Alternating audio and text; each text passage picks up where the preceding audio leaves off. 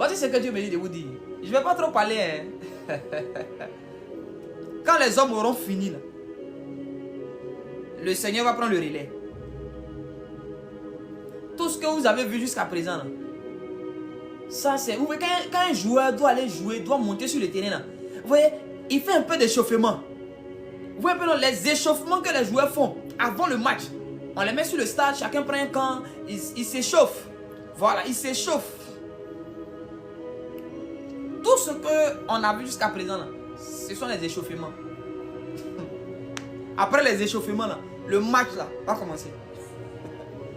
Le match va se jouer. Et on va voir qui va gagner. Mais une chose est sûre, c'est Jésus qui a gagné. Alors je suis reconnaissant à Dieu parce que Dieu a choisi la Côte d'Ivoire. Ce n'est pas la Côte d'Ivoire qui a choisi Dieu, mais c'est Dieu qui a choisi la Côte d'Ivoire.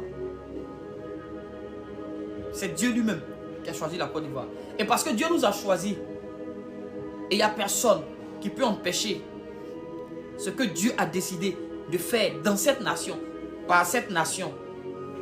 Il n'y a pas un homme, il n'y a pas une femme, il n'y a pas un occultiste, il n'y a pas un ritualiste qui peut empêcher le plan parfait de Dieu pour la nation. Il n'existe pas. Il n'y a pas un fétiche, il n'y a pas une divinité. Il n'y a pas une divinité qui peut empêcher ce que le Tout-Puissant a résolu de faire pour la Côte d'Ivoire. Il n'y en a pas. Donc les uns peuvent s'embrouiller, les autres peuvent rentrer dans leur bois sacré, ressortir avec des codes. Ça n'engage que. Je vous ai dit une chose. Il existe généralement, de façon générale, il existe 3 types de volonté. Il y a la volonté de Dieu, il y a la volonté des hommes, il y a la volonté du diable.